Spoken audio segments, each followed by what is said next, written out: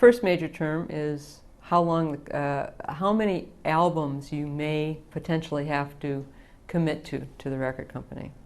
If it's a major label record company, you will be looking at anywhere between 5 and 7 albums, I would say. And what does that mean? That you get to make 5 or 7 albums? No. It means that the record company has the option to require your exclusive recording services for as many as 7 albums. But the way it works is you record one, they may or may not release it. If they, in their business company, in their business judgment, decides that, yeah, this is a good thing and I want another record, they'll pay you another advance, and they'll get the second record and the third and fourth and potentially the third, fourth, fifth, sixth, and seventh. But it's that company's option. So people often hear the word dropped. What does that mean? That means that record company had 7 options, and artist was thinking, I'm going to record seven records for this company. And after the first record, it didn't do so hot in terms of sales. And the record company did not pick up its option for a second album, and therefore they dropped you. You're gone. You're not on the label anymore. They still own the rights to that first album, but there are now going to be no further albums with that company. So you're dropped from the label. So that's the first major thing. How long is your commitment to the record company? What's your royalty rate, which is, if you're a new artist, somewhere between 11 and 14% of the retail price. So, say in a $12 CD, you would think you would be getting 12% of $12. No. Actually, it's $12 minus packaging costs and free goods deductions. And those are the 2 main ones. But basically, your royalty rate, you're not applying the 12%, your 12% royalty rate to $12. By the time the deductions and the this and the that are taken out, you're probably applying your 12% royalty rate to, let's see, 25, 35, 40, to about $8 or $9. So that would be your royalty rate. And then there are creative controls in the recording agreement, but almost all of those belong to the record company. Who's your producer? What does the artwork look like? What songs are going to be recorded? What singles are going to be picked for radio? All those in the contract are going to say it's the record company's decision.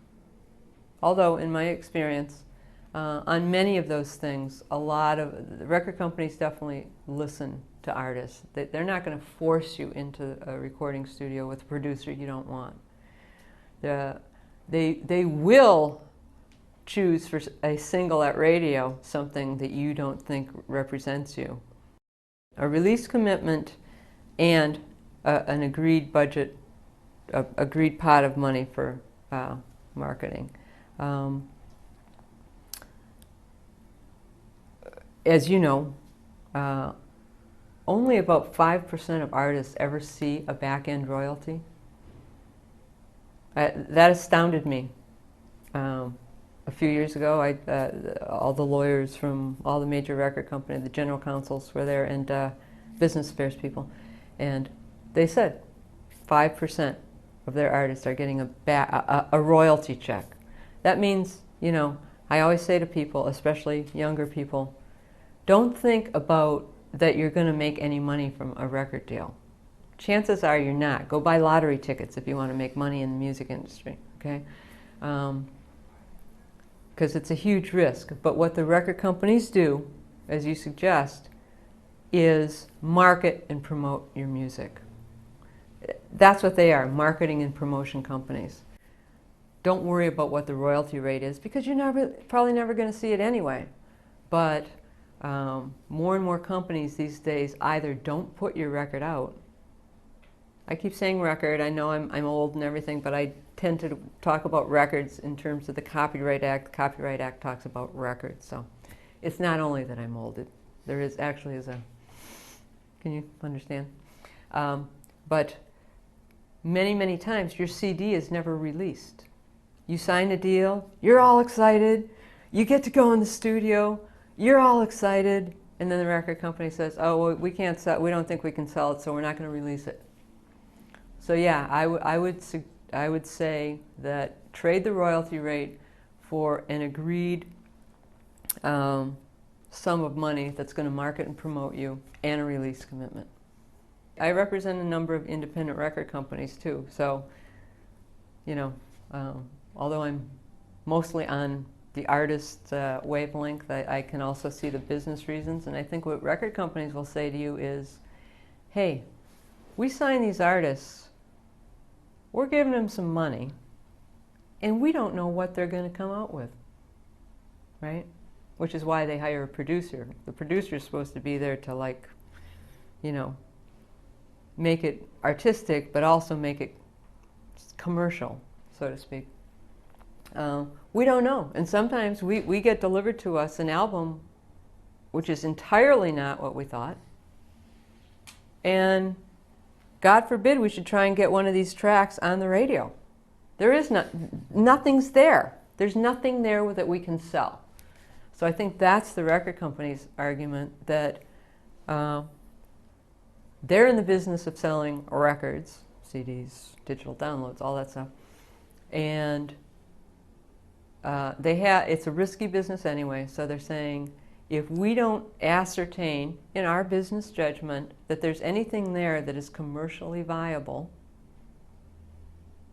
why should we throw money at you know, marketing it and trying to promote it? It's very, very expensive. We already know the answer. It's not going to happen.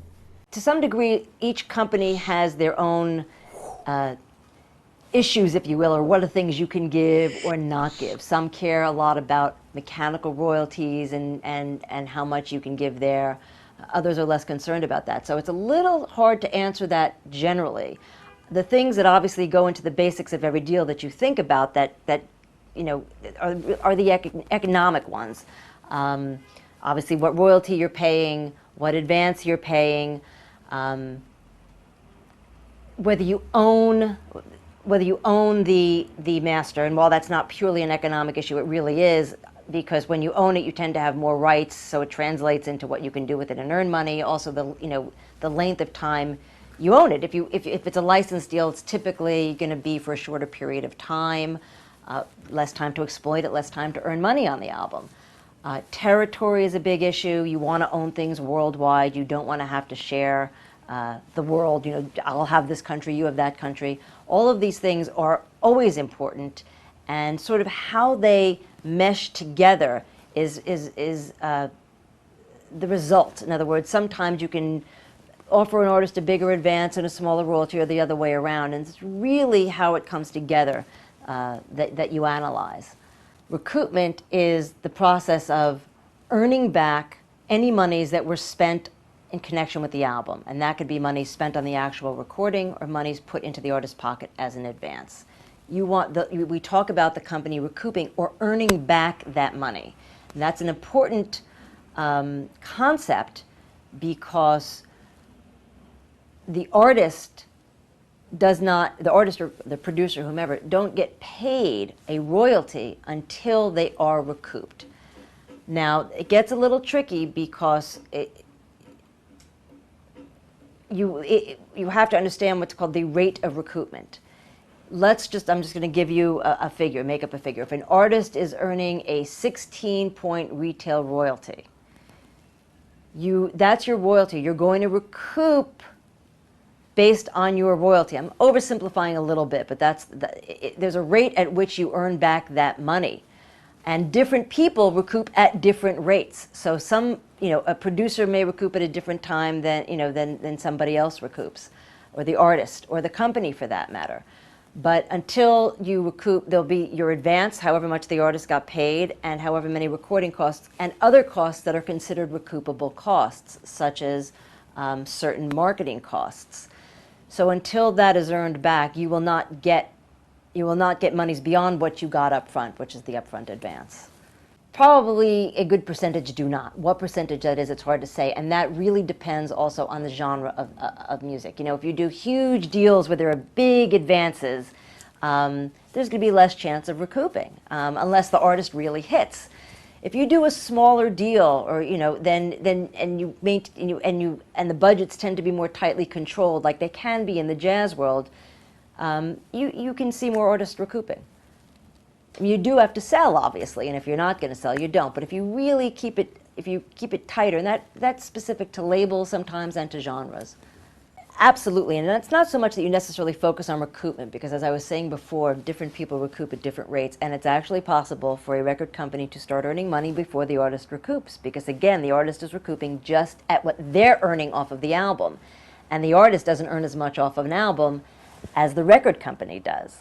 So they recoup at what they earn. We earn more, so we're going to recoup the costs faster. But yes, that is looked at. But we typically look at whether we're making money. And so sometimes that's the same question, but not always. An artist can be unrecouped and we could still be making money. It's true. I'm going to say it up front on camera. But yes, that in concept, what you're asking is, do you look at the life of a deal at a certain point, record by record, and say, is this profitable? Is this a deal that makes sense for us? And absolutely. And that will factor in, of course, to whether we exercise an option for another album. Because almost always, particularly in these days, you move forward based on the record company's option, not the artist option. The record company's not going to commit to doing X number of albums. We always make it an option. And we evaluate whether the deal is making economic sense. I will say, and I think this is a very important thing, one shouldn't underestimate, again, personality in this. I've seen it happen where, if the company's on the fence about whether to exercise an option, they're not sure whether they're going to do it or not, whether they should, but maybe they give it a chance. They absolutely will factor in the relationship. It's important for an artist to have a good relationship with the record company too, and the managers, everybody getting along. Are we enjoying this whole process? Then maybe you take a chance because everybody still believes in it and everybody's enjoying it. When everybody's suffering and you're really not making money, you're going to be less likely to do it. You want to get a good royalty rate. I think there's a lot of good texts out now and a lot of good books that help artists understand. And I think the industry is sensitive to that now. I think even record companies know that the artists now, as a result of reading books like Passman's book, my book, Take Care of Your Music Business, recognize that we're giving hints to people as to what you need to look out for. So you want to have a decent royalty rate if you're with a major label. You don't want to have co-publishing if you can get around that. You don't want them to participate in merchandising. However, I found, I've done a couple of deals recently where record companies now are insisting upon those provisions. As a result of the downturn, they want to participate in a number of revenue streams. So that, but still, you need to be able to negotiate it so that if it is a co-publishing deal, maybe it's just co-publishing for the songs that you do on your record. You try to limit that. You don't want to have cross-collateralization of your songwriter's royalties, your mechanical royalties, against your artist account. Various things like that, I think, are the things that you don't want to have an excessive amount of albums, from 4 to 6 max, which is a big difference. It used to be 8 to 10 until maybe 6 or 7 years ago. So things are getting a little better for artists, but you have to be able to recognize those types of provisions in contracts. It'd be great to say that they're going to do they're going to be committed to do a video, or they're going to commit to giving you a certain amount of funds for marketing and promotion. I haven't been able to get that in new artist deals. I was able to get that in one new artist deal where there was competing labels, and the act was, a new artist that was really hot. But for the most part, the average artist isn't going to be able to negotiate those things in their first deal. they aren't going to commit to that, but they aren't just marketing and promotion. If they're a good company, they're paying for the cost of producing that record, hopefully in a better studio than you normally be able to get into. Yeah, that's a tough one. Once again, that's when it gets down into relationships. Because hopefully that person in the record company you have a relationship with, and you know that they're going to at least give you your shot. And this thing people don't understand as well. These contracts most of the albums are option albums. It's one album with option albums. So you want to be with a company that believes in you, and you want to be with a person in that company that's going to be with you. That's why I say it's so important to build social relationships, because the person that signs you may not be there in a year's time. So you want to be able to develop other relationships to continue to make that happen. And what you want is to be able to get that first shot and maximize it, so that then you're in a better position to go in and renegotiate and say, look, I need marketing dollars. I need money for a street team. Can you commit that? And you might be in a position to do it. But it's all going to be based on your sales.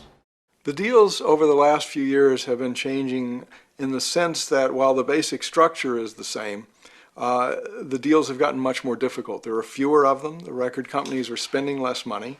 Deals are smaller for the same level artist than they would have been a number of years ago, because the same level artist is selling far less CDs than they would have a number of years ago. And therefore the whole economics of the business is changing. Also, as we speak, companies are scared.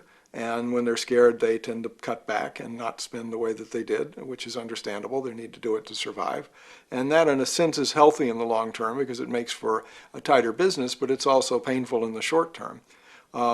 We're also seeing new revenue model streams where the record companies came to the conclusion of, look, we're the locomotive driving an engine, and then the artist makes money from touring and from merchandising and songwriting and publishing and things that we don't share in. And therefore, if we're going to put that kind of money and marketing into an artist, we should share in the other areas. And while this is not widespread, there are a number of companies doing it, and there are certainly a number of companies that are asking to share in income streams beyond simply records. What is 360? 360 is the record company, or the company, we won't call it the record company for a moment, the company and the artist will share in all aspects of the artist's career. Means record sales, concert tours, merchandising, publishing, all aspects, all potential income. That's what 360 seems to mean at this particular point. The record companies, when they've signed an artist in the past, they sign them for their record rights. They have went ahead and then they exploited the records. They marketed it, they promoted it, they sold the records, and they paid the artist a royalty. They paid the publisher a royalty, they paid the artist a royalty, and they took their income and they made their profits from that. Did 10 out of 10 artists succeed that they signed? No. Maybe 1 out of 10, maybe 1 out of 20 artists succeeded, but the ones who succeeded at such a level that the record companies were able to make lots of money out of the ones that succeeded to pay for all of the ones that didn't succeed. Now, they say, well, why didn't they? The next question is, well, why didn't they sign more acts that would succeed? Well, there's not many geniuses in our business. I don't know of any genius in a business that can pick 10 out of 10. A genius is somebody who picks 1 or 2 out of 10, not 10 out of 10, because you don't know ultimately what the public will respond to. And you also don't know early on if this is an artist, even though they failed early, whether they'll succeed later. So philosophies change. An example of that is, I think it took Bruce Springsteen, I don't know, 3 albums to succeed. A number of other artists of that nature, Steely Dan. It took several albums for them to succeed.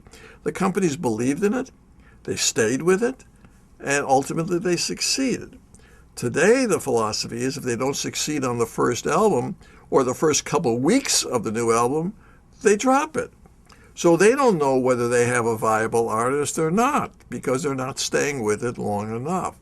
The 50-50 deals are not bad, depending upon what they can deduct off of the top of the gross income. Okay. Ultimately, when you have a 50-50 deal, it will take longer for you to get to money, the artist to get to money in the pocket. But once you get to money in the pocket, there's more money in the pocket than you could ever get as a royalty participant. Because as a royalty participant, oh, let's say you're a 14% royalty, you have a 14% royalty, which is a good beginning royalty, not necessarily the superstar royalty, but that equates to, depending upon the various definitions from one company to another and all that, somewhere remotely in the $1.40 category, okay?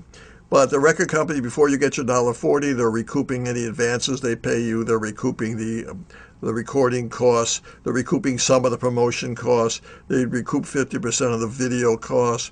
They'll recoup 100% of any tour support they give you. And they're recouping that at the rate of $1.40 an album. So if you're getting the $1.40, it'll be a while before you see that $1.40. They have to recoup all this money. And by the way, out of that $1.40, you have to pay your producer. The artist has to pay their producer 3 points, 4 points, whatever it is. And a point is roughly equal to about 10 cents. It could be 11, it could be 9, it could be 11 and a half, it could be 8 and a half, depending upon the various definitions. But for rule of thumb, we say, oh, it's around 10 cents. On the other hand, if you have a 50-50 deal, records wholesale somewhere $10, $11, something of that nature. We're not talking about iTunes at the moment. They wholesale somewhere around $10, $11. By the time you take off the costs, you're down to somewhere between $5, $6. And if you split that, the artist splits that, the artist is going to get $2.50 or something more than that. That's pretty good. That's a lot better than the $1.40. But it takes longer to get there, because they're taking off all marketing and promotion. They're taking off manufacturing. Taking off manufacturing costs. They're taking off the tour expenses. They're taking off what they have to pay in publishing. Of course, if they're paying the publishing money, that goes to the artist if they've written their own songs. So it'll take longer to get to the point where you're now splitting. But when you split, it's a bigger piece. The copyrights in the sound recording, we've done them all ways. We've done them where the company owns the copyrights in the sound recording. We've done them where they jointly own the copyrights in the sound recordings. And we've done it where it's a license deal and the artist gets it back after 5 years, 7 years, 10 years, 15 years, something of that point. Done them all ways, no one way.